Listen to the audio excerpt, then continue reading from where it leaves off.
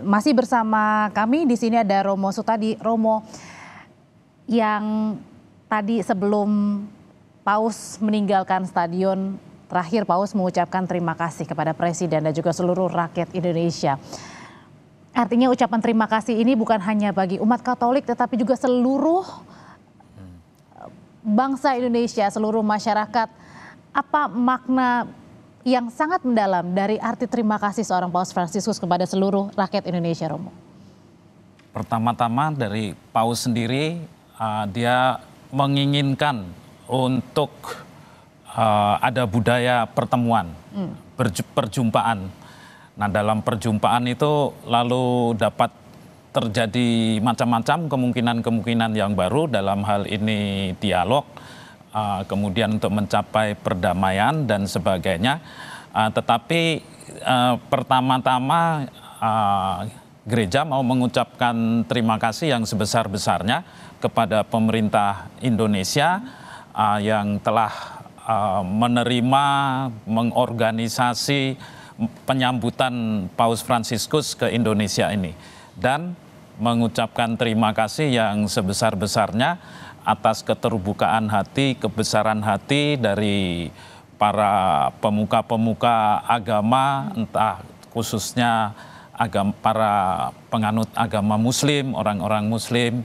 Khususnya tadi kita melihat bersama-sama bagaimana Imam Besar Istiqlal, Bapak Nasaruddin Umar, mencium kening Paus dan dibalas dengan Paus mencium tangan dari Bapak Imam Dan Besar. itu juga menjadi trending topik, Romo, di media sosial. Ya, itu menunjukkan terima kasih juga gereja yang diwakili oleh Paus Fransiskus ini kepada umat Muslim dan juga umat agama lain yang hadir dalam penandatanganan deklarasi tadi di Masjid Istiqlal.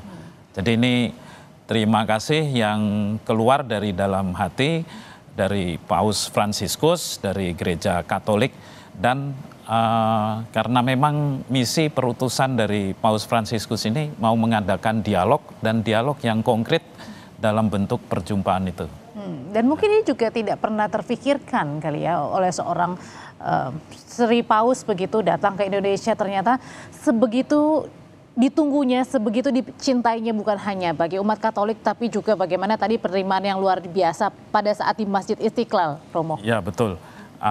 Ada pejabat-pejabat negara juga, tadi ada Ibu Menteri Sri Mulyani ya, ada Pak JK juga, Pak Yusuf JK datang untuk menyempatkan diri menyambut Paus Fransiskus, menunjukkan keramaan orang Indonesia yang tadi disebut juga oleh Paus, saya kira dalam khotbahnya atau saya lupa ya, atau waktu di katedral ya.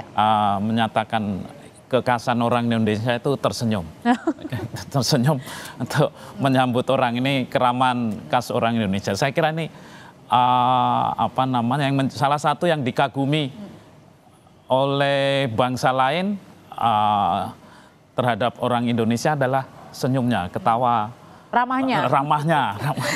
Makanya tadi pada saat kita mendengarkan sabda begitu ya, Romo ya. Ini dikatakan tadi, dipesan oleh Paus bahwa mendengar sabda atau firman jangan hanya masukin ke hati, tapi sabda tersebut harus mengubah cara berpikir. Dengan cara berpikir ini bisa mengubah cara kita bertindak, Romo. Ini mungkin pengingat lagi ya, Romo ya? Ya, dalam homili tadi itu kan diambil dari peristiwa Petrus yang gagal semalam-malaman mencari ikan tapi gagal. Lalu dia mendengarkan sabda dari Yesus untuk melakukan sesuatu yang sulit tapi dia ikuti.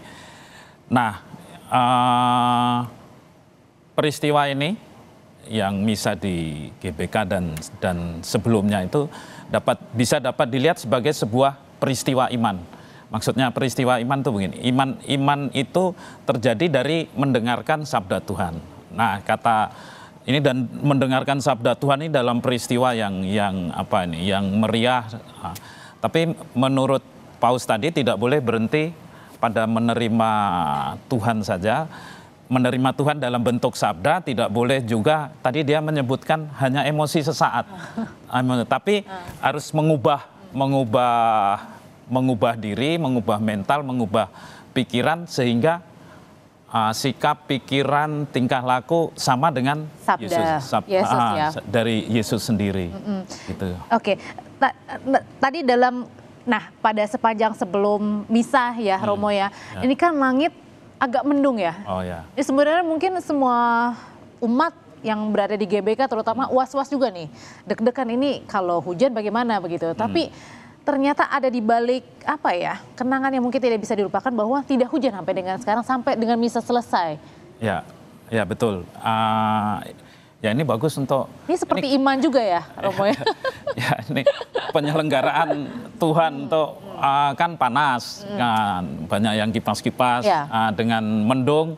Nah ini mengurangi panas sehingga bisa lebih dengan khusyuk mengikuti tadi perayaan misa, perayaan Ekaristi, bisa dengan lebih khusyuk menerima sabda-sabda Tuhan tadi dan lebih menerima Yesus juga tadi.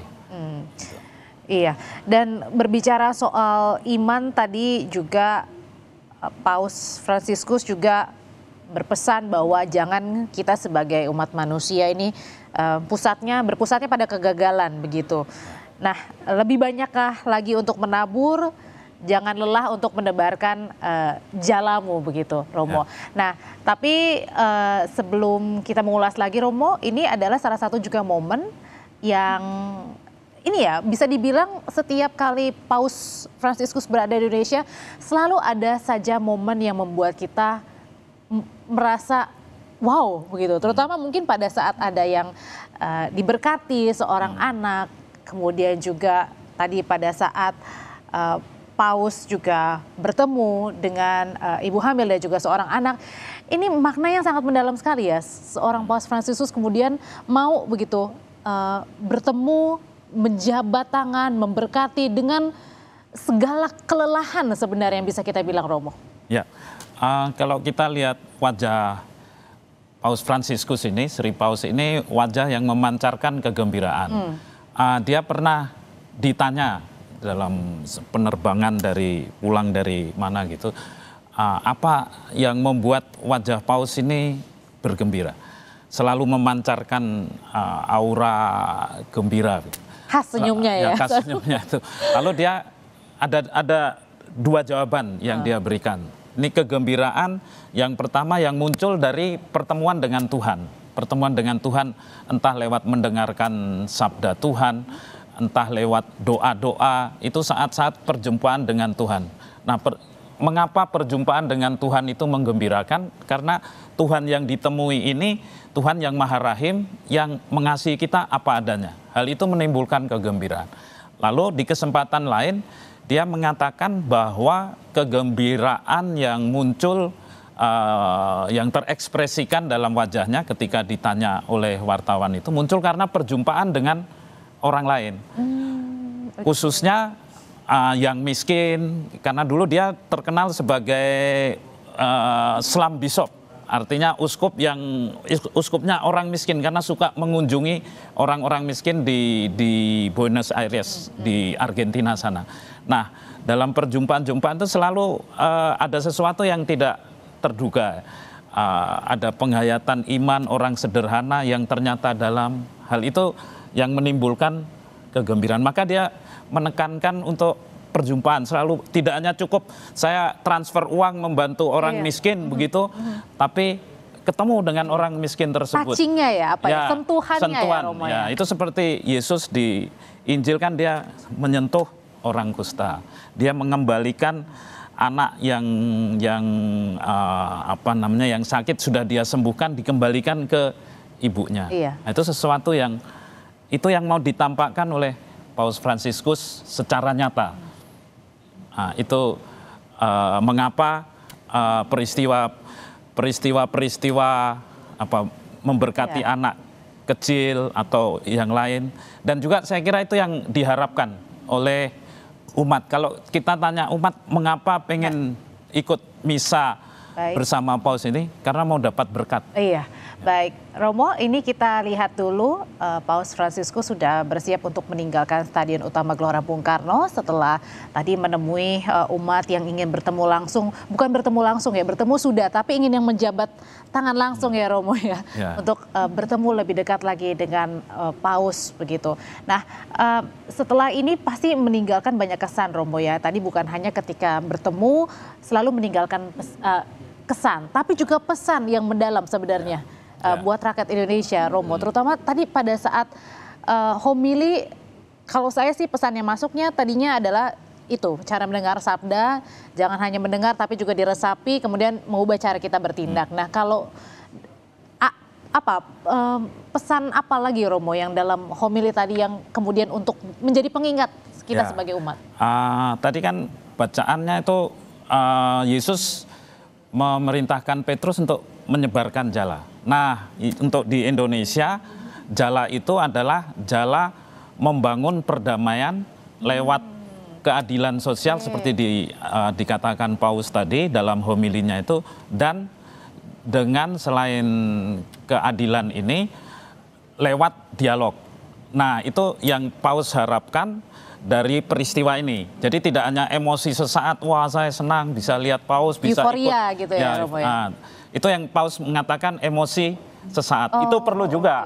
Karena emosi itu mendorong orang untuk, namanya saja emosi kan. Nah, itu mendorong orang melakukan. Untuk berbuat ya. Ya, untuk berbuat. Nah, yang perbuatan yang dia maksud, yang Paus maksudkan adalah, ini tadi, menciptakan perdamaian berdasarkan keadilan dan lewat dialog. Dan itu artinya menyebarkan jala, artinya adalah ya ke semuanya, ke semua lapisan begitu, ke semua orang yang kita temui begitu ya Romo ya. Dan Paus Fransiskus menyadari kesulitannya karena semalaman Petrus itu menebarkan jala tapi tidak mendapatkan ikan apapun. Demikian pula dalam membangun perdamaian ini berdasarkan keadilan lewat cara dialog itu ada kemungkinan kita gagal. Tapi seperti tadi Audrey katakan, kita jangan jadi tawanan kegagalan. Tadi Paus mengatakan gitu dalam khotbahnya. Jadi jangan terpaku pada kegagalan. Harus memandang pada Yesus. Kalau konsentrasi kita, fokus kita kepada kegagalan, ya sudah. Lalu Paus Fransiskus juga mengatakan harus punya mimpi. Nah, punya mimpi ya Romo ya. Nah, ini bukan mimpi lagi. Ini memang real, tapi kemudian ini meninggalkan Stadion Utama Gelora Bung Karno. Masih tadi ya, saya yakin ini juga Paus sukacita tapi kemudian lelah. Tapi masih pada saat di perjalanan ini meninggalkan, masih tetap melambaikan tangan. Romo, ini hal yang benar-benar setelah ini kita harus berubah nih ya. Punya sikap yang berubah, seperti mencontoh seperti seorang Paus Fransiskus, Romo.